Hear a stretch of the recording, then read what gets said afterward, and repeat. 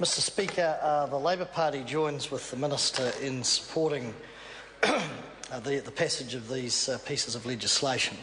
And like the Minister has said, we also, being a party that is for industry, support openness, transparency and accountability in respect of our business arrangements in New Zealand and internationally, so as to preserve, as I think the Minister alluded to, the credibility and integrity of our commercial entities in this country.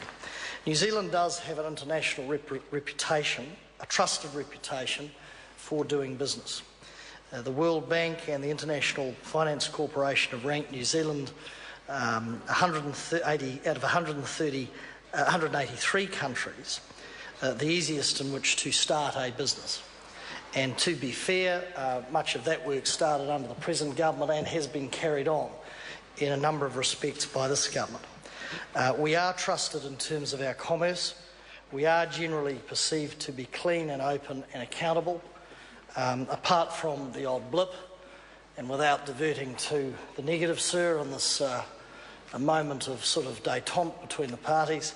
Judith Collins, I don't think in her recent activities overseas has contributed in any way, shape or form to that trusted and credible relationship that we have in our business arrangements. However, moving back to the bill, sir, I would say in passing, and it has become slightly habitual with this minister, that legislation sits around for a long time. This is an important piece of legislation, yet and this government has been aware of this bill and it has languished for a long, long time. New Zealand's reputation in terms of, in fact, this bill was introduced, of course, by Simon Power and has languished on the order paper off and on, as I say, for quite a period.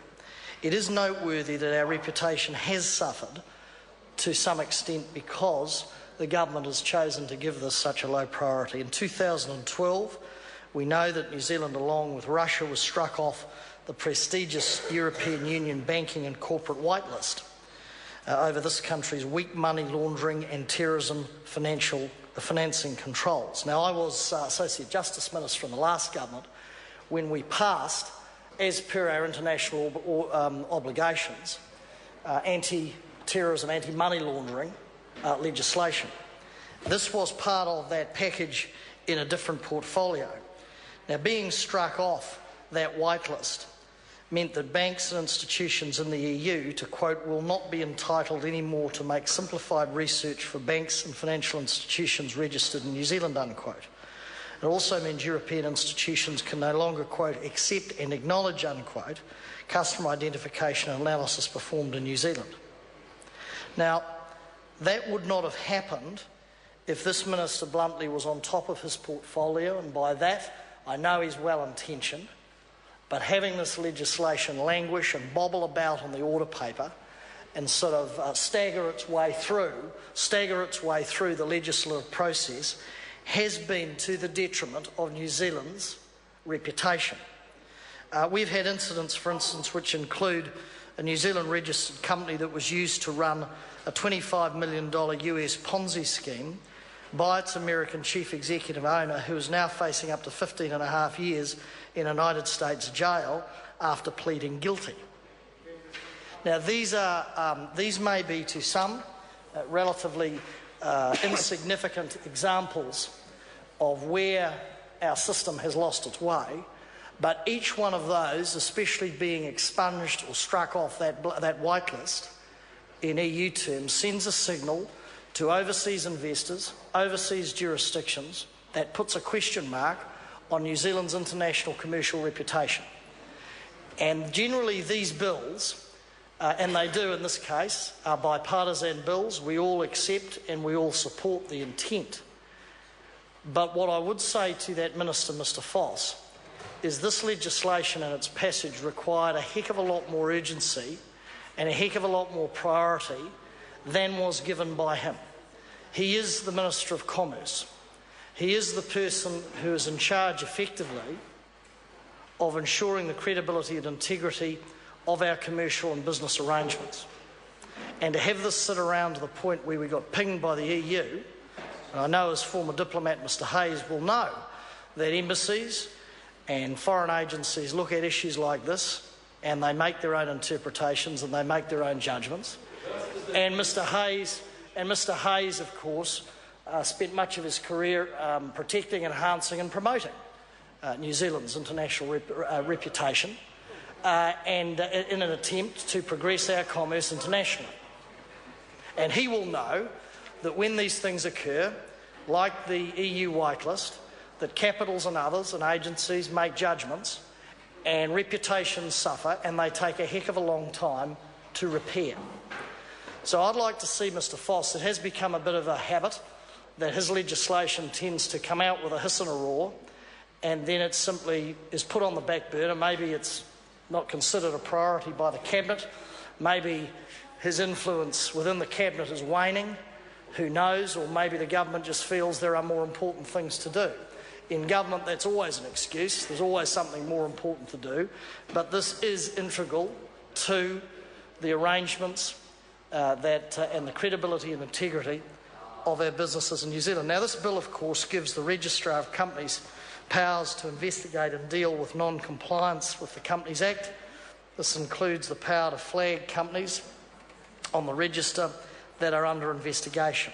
It allows the removal of companies from the register if they provide inaccurate information or persistently fail to comply with the Act. The Registrar will also be able to ban directors of such companies from taking part in the management of any company for up to 5 years.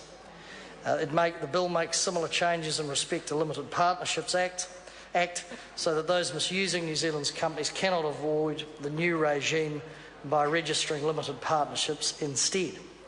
There is better alignment with the Companies Act and the Takeovers Code to ensure that shareholders understand the effect that changes in the company control will have on the value of their shares. We know that shareholders now are increasingly becoming better educated and briefed on the nature of the companies that they invest in. That is partially borne out, I think, of many shareholders being burnt by the difficulties that occurred with finance companies some years ago. But our communities are, and investors are, becoming more financially literate. And they expect to have far clearer information. They expect to have a greater understanding. There was a time when shareholders, and I talk about not institutions, but small mum and dad shareholders, if you will, would pick an investment but wouldn't get particularly involved or particularly briefed, apart from the annual and quarterly reports, in scrutinising the activities of directors and the company as a whole. We know there's greater scrutiny now of director and CEO remuneration. Powers are limited in that respect with shareholders, but shareholders are increasingly becoming more active through shareholders associations and other entities in scrutinising the activities of companies. So the Labour Party, sir, does support this bill. We agree it is necessary. We agree and we would have facilitated the passage of this bill if the government had determined that they wanted to put some horsepower behind it and get it through in a faster fashion. There has been no explanation from the government. I see the Select Committee Chair, Mr Young, who did an excellent job in terms of putting this through. In fact, I suspect maybe he should be Minister of Commerce because he can expedite legislation faster than his boss through the Select Committee process. But we've had no explanation as to why this languished, why New Zealand's reputation through the removal on the whitelist, the EU whitelist, why that occurred in 2012. Could that have been avoided if the Minister had got his act together and got his officials sorted and got this legislation through? In the end, Mr Speaker, it becomes a matter of priorities. I'm sure business people will welcome the passage of this legislation because their reputation in terms of international trading and exporting is dependent on a sound, accountable, transparent environment, both in New Zealand and overseas, to support their activities and arrangements. So I do hope maybe that this is the last piece of legislation in, well, the second to last, in the commerce portfolio where we will be forced to make comments about the lack of speed and haste that the Minister has not managed this process well, and I hope he will learn from this and become slightly more efficient in his job. I call Jonathan Young. Yes, thank you, Mr. Speaker. Just in